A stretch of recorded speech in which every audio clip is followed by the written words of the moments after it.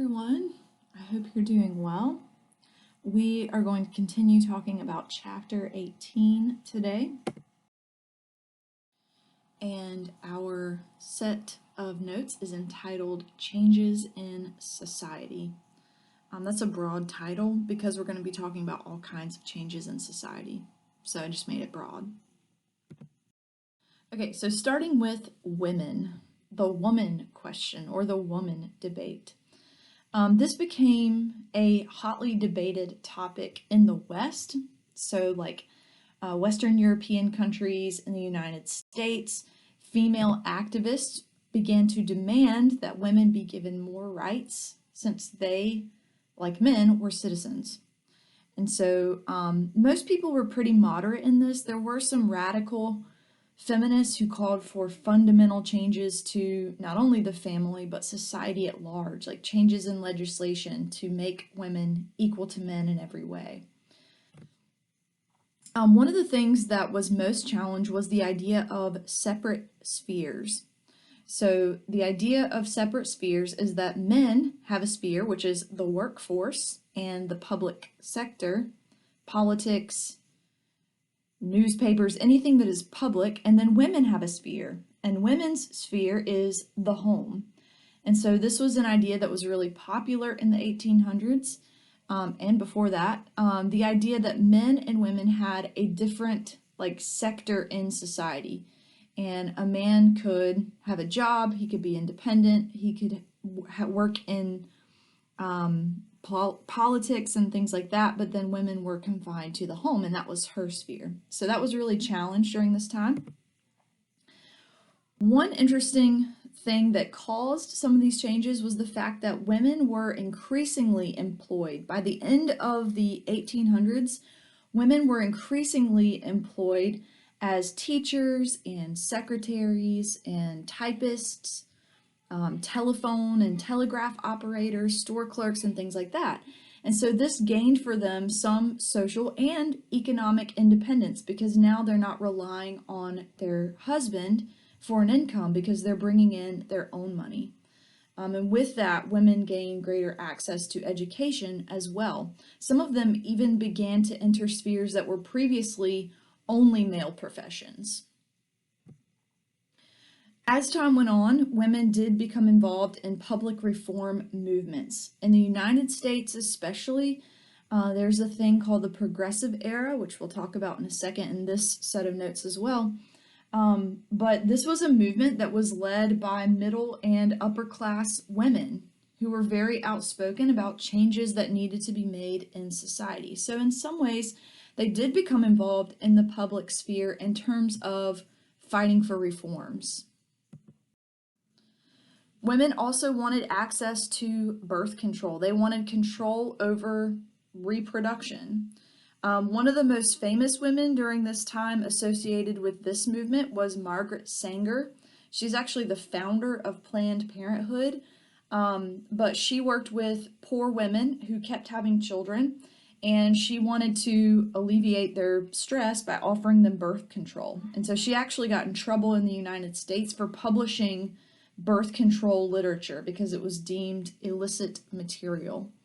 But women wanted access to birth control, and they wanted access, even at this time, to abortion, which was illegal at the time, but it was still performed. Women's suffrage. Suffrage sounds like such a terrible thing, but this is simply the right to vote. Women wanted the right to vote. And this happened at different times. There was various levels of success throughout the world, but it really wouldn't be until the 1920s before this even became like a successful movement. So there's this interesting thing with colonialism. So in some instances, colonialism actually helped women's status. Think about like the Chinese who were still practicing foot binding at this point. Women altering the shape of their foot because it was perceived as beautiful. In India, they had a practice called sati, S-A-T-I, where women were expected to commit suicide when their husbands died. And so if a man died, even if he was like 30 years old, the wife was expected to commit suicide on his funeral pyre. So like as he was being cremated, she was expected to die with him. That's a horrible practice. But William Wilberforce, who was more known for, I don't know if you've seen Amazing Grace, but ending the slave trade in Great Britain, also helped to end this practice of sati in India. And so colonial countries did help end some of these traditional practices, veiling, things like that. They tried to help end veiling and stuff. But in other ways, it added to women's burdens, mainly because in colonies, men were expected to work in the mines or produce raw materials for the export economy, while women were expected to do all the work at home so that their husbands could be away working to produce exports for the mother country. European schools typically excluded women in the colonies. Property law practices did as well. So in some instances, colonialism helped, in some instances, it hurt. All right, looking at class conflict. Living conditions did improve by the turn of the century, around 1900. Even in cities where, factories caused people to rush into the cities and it was overcrowded and unsanitary and things like that. Generally, though, by 1900, these conditions were beginning to improve. Income inequality, though, did not. And so this caused sharper class conflict. In most instances, conflict was peaceful or moderate, but it did give rise to movements like anarchism and socialism and communism, and people bought into these radical ideas because there was such a growing gap between rich and poor. One of the methods that workers used to show their discontent was that they went on strike. Going on strike just means you stop working. So if a whole factory decided to go on strike, that would send a message to the factory owner that, hey, I better meet the demands of my employees or I'm not going to have any products to sell. And so this became a really popular way to reveal discontent. Oh, that's weird. So sorry about that. It doesn't really matter what order these two come in, so you can just list it, as you listed it. Labor parties also began to form. There was a Social Democratic Party in Germany. There was a Labor Party in Great Britain that became really popular, and these political parties campaigned on gaining better rights for workers. All right, so there was also a change in social classes during the Mexican Revolution. So this one started in 1910, and this began as a peasant uprising where they overthrew their military dictator, Porfirio Diaz. This one did not go super smooth. If you're in APUSH, we talk more about like Pancho Villa and what happened, but eventually on the other side of the Mexican Revolution, by about 1920, changes were made that made Mexico a more democratic place, and peasant communities were given more sovereignty over their own affairs, and there was even land reform. Sadly, about 1 million Mexicans died in the conflict, but once 1920 happened and a new regime took place, they promoted nationalism. They celebrated their Aztec past. So looking back even to Native American life, celebrating the Aztec, celebrating the heroism of the rural people who fought for this or fought in this conflict. So they had this new republic that celebrated their national past. So Otto von Bismarck actually sought to address social problems as well. His was totally a political move, though. So Otto von Bismarck was one of the people that we talked about who used realpolitik. Realpolitik is simply the end justifies the means. And Otto von Bismarck wanted German unification. And the socialists in Prussia opposed him trying to gain German unification. So to kick the chair out from under them, he actually took on a lot of their reforms and made them happen so that people wouldn't push against him when he was trying to unify Germany. It was a really brilliant political move. And I don't think Otto von Bismarck really cared very much for these socialist reforms, but he enacted them so that the Socialist Party wouldn't really be able to come against him in terms of German unification. So it's kind of interesting, but he had like workers' pensions and unemployment insurance and workmen's comp and things like that. So this is like, I want to say this is the first European nation to enact like a type of welfare state. In the United States, I mentioned the progressive movement a few minutes ago. This was not a unified movement. This was several movements that included prohibition, women's suffrage, civil rights for African American, agricultural reform.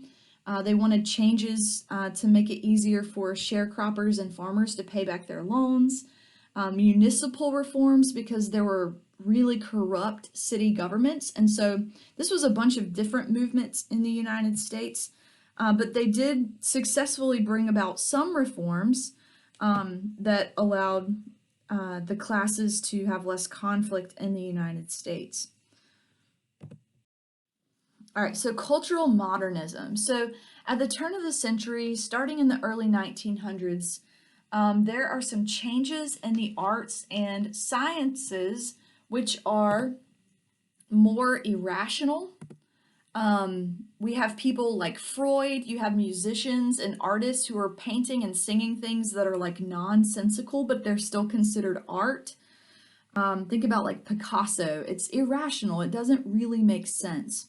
And so this cultural modernism begins to seep into the West in the early 1900s. Another thing to note is that this was an international movement. This really wasn't confined to one country. It did start in the West, but this even reached China. And so this was an international movement. It was also less elitist and more democratic. So as people were able to read, increasingly learning how to read, artists and writers appealed to a more massive audience. So it wasn't just like the wealthy people who were enjoying cultural things like theater and books. It was everyday people who were also enjoying these types of cultural things. All right, so pop culture emerges. All this means is that culture was available to everyone. This was the mass consumption of books, of music, of sports. All of this began to appeal to a wider audience. And so, you know, in the United States, in the West, in places where pop culture emerged, people might go to work and say, hey, did you read this book? Or did you hear about this game? Culture became like a widespread phenomenon. It reached the masses. That's why it's called popular culture. Different forms of culture emerged. Dance halls opened up. People would go and dance. Vaudeville, this is like a type of entertainment with burlesque comedy, song, and dance. Women kind of scantily clad, half-dressed, dancing and singing and entertaining. Newspapers, like I said, this is pop culture. So newspapers were widely read. Newspapers like the English Daily Mail and the New York World had circulations of over 1 million people. And so that they could reach more people, they wrote at the level of like people who had very little education so that more people could read it. Books increased in number and fell in price. And there's actually a Mexican printmaker named Jose Guadalupe Posada who wrote like a comic for the first time. Cultural preferences reflected social status. So in the same way that if we were to go around the room, rest in peace, classroom, if we were to go around our classroom and ask who your favorite artist is or what kind of movies you like, you'll be able to make assumptions about people based on what type of music and videos, or I guess we don't have videos anymore, what type of movies people like. And that was true during this time as well. If you preferred like vaudeville or you preferred football or you preferred a certain type of music, that would be a reflection of what your status was. All right, so in Europe, speaking of irrationality, Freud emerged as a significant thinker, psychologist in Austria, and he wrote all of these theories about human behavior. the psychosexual stages of children, his personality theory about the id, the ego, and the superego. If you take AP Psych next year, which you should if you're in 11th grade, we'll talk more about Freud. But his theories are very irrational. In some ways, they make sense. But also, he introduced childhood trauma and like young sexual desires that impact our personality. But this was a new type of thought. And people liked Freud. They liked to talk about Freud, even though a lot of times they didn't fully understand his ideas because it was irrational and it was new. In art, a new trend emerged called primitivism. What this means is that people started liking non-Western art, non-typical art. Think about Picasso, incorporating non-Western themes, nonsensical art. Also, anti-bourgeois attitudes impacted art. And so you began to see pictures of things like factory workers and stuff like that. It was something that you wouldn't have seen previously in art, more to do with like everyday life. Scientists challenged certainties. The Enlightenment was all about finding out what natural laws existed. And then the age of modernism is when they kind of throw progress and reason out the window.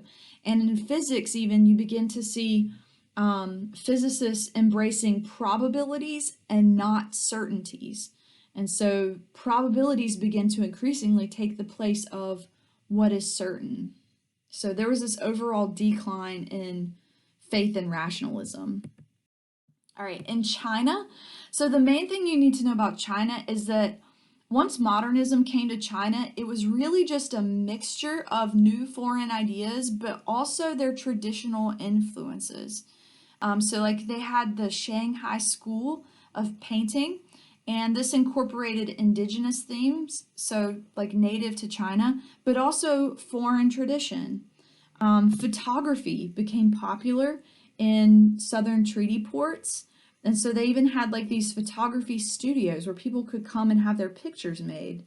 People began to write fantasy novels, which drew on Western science and indigenous belief. But the main thing here is that there's just a mixture between foreign culture and traditional influences. All right, that's all. You guys have a great day. Don't forget to send me a picture of your notes.